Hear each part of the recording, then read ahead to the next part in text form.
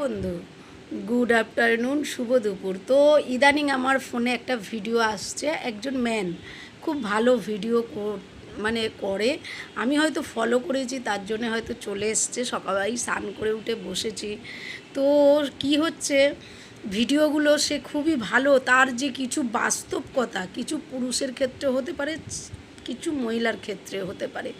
সে বলছে যে একটা মেয়ের বিয়ে হয়েছে শ্বশুর বাড়িতে 10টা ভুল হয়।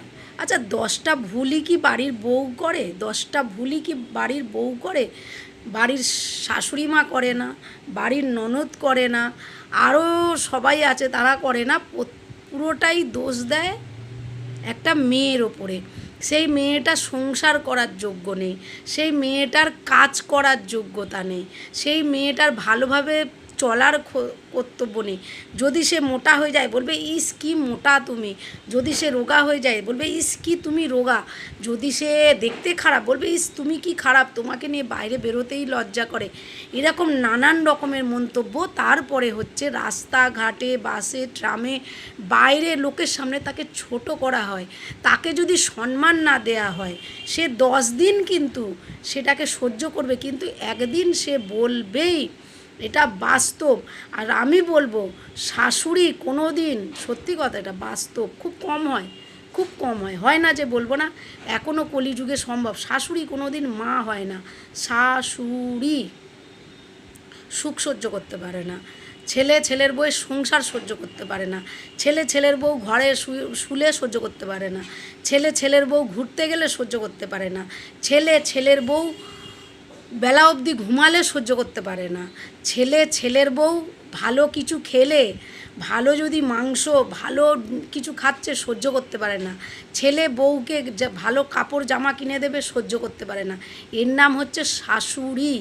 কিন্তু নিজের মা, আর যদি শাশুড়ির নিজের মেয়ে হয়, তখন তাকে শেখাবে যে কেন তুই ওদেরকে খাওয়াবি, কেন তুই ওদেরকে করবি, কেন এটা তোর সাথে করে, তুই এটা বলবি, এটা বাস্তব।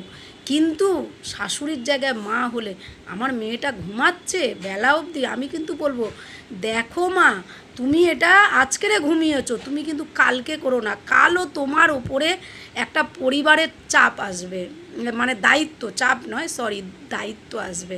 তোমাকে একটা হাজবেন্ডের, একটা ছেলের দায়িত্ব নিতে হবে, একটা বাচ্চা হলে বাচ্চার দায়িত্ব নিতে হবে, তোমাকে শ্বশুর শাশুড়ি থাকলে তার দায়িত্ব নিতে হবে।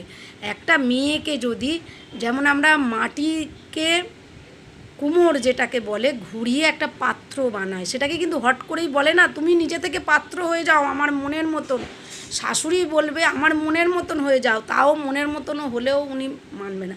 কেন? উনি বলবে আমি এত বছর রাজত্ব করে এসেছি, তুমি এসছো, তার মানে তো তোমাকে আমি শান্তিতে খেতে দেবো না, পড়তে দেবো না, থাকতে দেবো না। রানী তো দূরের গল্প, এরা এই ধরনেরই। তাই জন্যে বলি শাশুড়িই হয়, কোনো দিন মা হয় না, মাই হয়, শাশুড়ি হয় না। তো এটাই বলবো যে তাই জন্যেই সবাই শাশুড়িদের সাথে, হ্যাঁ তবু বলবো অনেক মহিলারা, হয়তো আমি একজন মেয়ে হয়ে শুধু সাপোর্ট করব না, যে একটা মহিলার হয়ে কথাগুলো আমি শুনছিলাম, যে একটা মহিলা হয়ে আর একটা মহিলার উপরে, কিন্তু সেটা কদাচিৎ হয়, কম বেশি হয়, কিন্তু এই শাশুড়ি নামক জিনিসটা বেশি হয়। এটা করো না, ওটা করো না, হেনা ছিল তেনা ছিল, হেন করেছি তেনা করেছি, আমি কষ্ট করে সংসার দাঁড় করিয়েছি। বউ আসলেই বউকে শোনাবে। আরে বউকে সময় দেওয়া তো দূরের কথা, বাড়ির মেয়ে যদি 5 জন গেস্ট আসে খেয়ে নেবে, কিন্তু বাড়ির বউকে খেতে হবে সেই লাস্ট টাইমে। আগে খেলে মুখে যদিও না বলতে পারে, তার আব ভাব চাল চলনে বুঝতে পারবে। বন্ধুরা বুঝতে পারবে কি না? ঠিক বুঝে যাবে। তো মেয়েরা, এখনকার মেয়েরা ম্যাক্সিমাম ওই জন্যেই আলাদা থাকতে চায় শাশুড়িকে নিয়ে। আমি বলবো না তার মধ্যে কি ভালো নেই, আছে, আছে, নেই নয়, কিন্তু মানে 100%-এ 95 জন এই রকম শাশুড়ি। এই রকমই শাশুড়ি।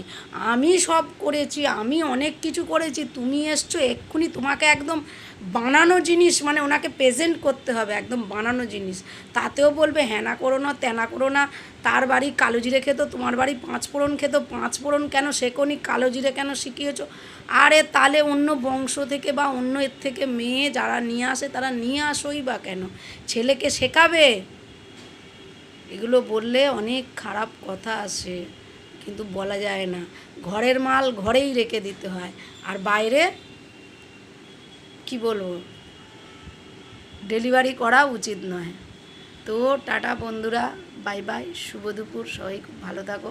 আমি এবার খেতে যাব, স্নান করে এসে বসে পড়েছি।